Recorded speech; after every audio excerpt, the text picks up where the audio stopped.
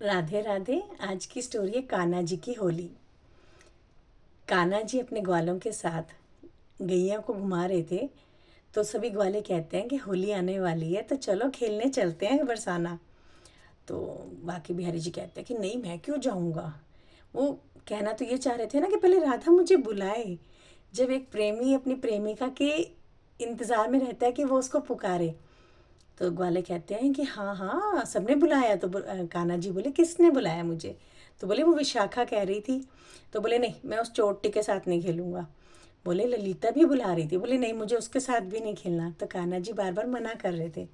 Actually वो नाम तो सुनना चाह रहे थे राधा जी का, कि राधा ने मुझे बुलाया कि नहीं बुलाया। तो लास्ट में फिर ग्वालों ने बोला करके इशारा, बुलाई गई रे करके इशारा, बुलाई गई रे बरसाने की छोरी, राधा गोरी गोरी।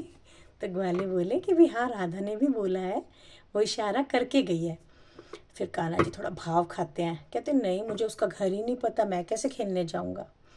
तो ग्वाले कहते हैं कि उन्होंने इशारे में बताया है कि ऊंची हवेली है उनके बरसाने में। तो बोले ऊंची हवेलियां तो बहुत होंगी, तो मैं कैसे पहचानूंगा कौन सी ऊंची हवेली है। तो बोले वो बता के गई हैं कि उसमें तुलसा जी का पौधा भी है। पहले जब एक इंसान को दूसरे को कुछ बताना होता था तो वो ऐसे ही बताते थे, इस पेड़ के पास, इस मंदिर के पास मेरा घर है, इस नदी के पास मेरा घर है।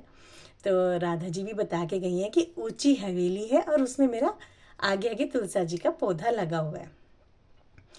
तो बाके बिहारी जी बड़े खुश हो गए, बोले ठीक है ठीक है, चलते हैं चलते हैं। सब तैयारी करने लगे। सबने बा ठाकुर जी को पगड़ी पहनाई, पिचकारी दी, रंग की पोटलियां बांधी उनकी कमर पे, कमर कस दी और बोले कि लाज रखनी है तुम्हें ब्रज की, हार के नहीं आना। क्योंकि होली पे यही होता है ना, कंपटीशन होता है कि किसने किसको ज़्यादा रंग लगाया। तो ग्वालों ने बोला कि तुम्हें हार के नहीं आना। तो ठाकुर जी बोले हाँ हाँ पक्का पक्का, सबको अच्छे से रंग लगाएंगे पकड़ पकड़ के। तो वो लोग चले जाते हैं और सभी गोपियों को ढूंढ ढूंढ के खूब अच्छे से रंग लगाते हैं। बरसाने खेलन आए हैं नटवर नंद किशोर, फाग खेलन आए हैं नटवर नंद किशोर, आयो छलिया माखन चोर, आयो छलिया माखन चोर, होली के रसिया की जय हो, होली के रसिया की जय हो।